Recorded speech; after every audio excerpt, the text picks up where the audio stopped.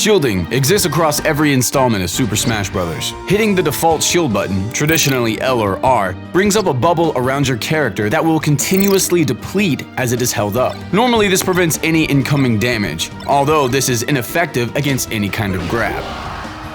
Fox and Falco can both reflect projectiles with their shine. However, it is possible for any character in the game to deflect projectiles back at their opponent using their shield. This is simply known as a power shield in Melee, and was officially called a perfect shield in Brawl and Smash 4.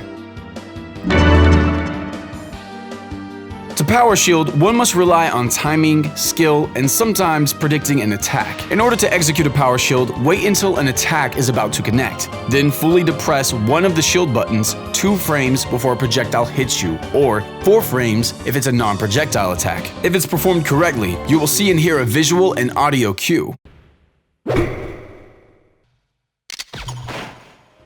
This technique can be comparable to a parry in other fighting games, and can be performed by any character. Keep in mind that only power shielding a projectile will be lagless. If you power shield a melee attack, you and your opponent will still suffer hit lag, yet you will be able to interrupt the shield dropping animation with an A or B attack immediately after. This is a bit confusing, so here's a quick breakdown of the differences between power shielding a projectile and a melee attack in Super Smash Bros. Melee.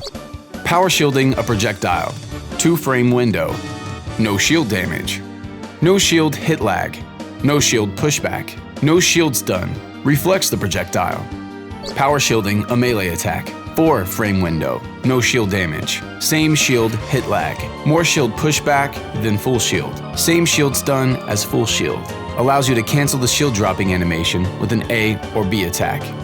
Unlike power shielding, if you reflect with Fox or Falco's reflector, it actually increases the projectile's damage upon reflection and will take ownership of things like Pokeballs and other items. However, power shielding a projectile will deflect it with decreased damage that it would normally deal and takes ownership of every item and projectile other than the Pokeball. In Brawl and Smash 4, perfect shielding merely redirects projectiles at an angle without changing ownership, making it somewhat less potent. Smash 64 is the only game in which power shielding does not exist. In Melee, power shielding can be an incredibly strong tool if used correctly. Characters like Falco, Fox, Samus, Sheik, and many more rely heavily on their use of projectiles to provide pressure, take stage control, and tack on damage safely. Taking away some of that pressure can really turn the tables, and with Peach can outright give other fighters tools to fight back with when they naturally didn't have any projectiles to begin with. Fox, unfortunately, has more of an edge as power shielding his lasers does not provide any returning knockback. This means that while you can power shield them, the only advantage you gain is a couple % here and there.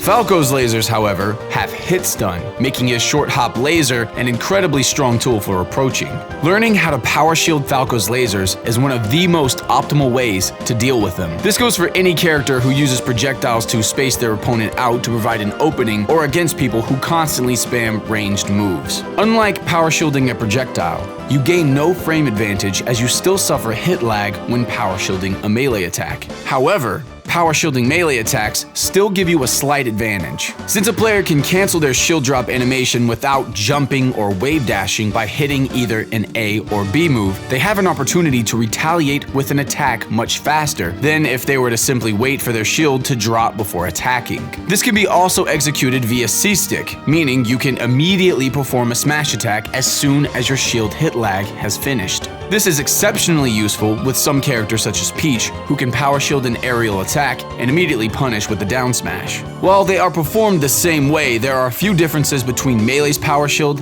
and Smash 4 and Brawls.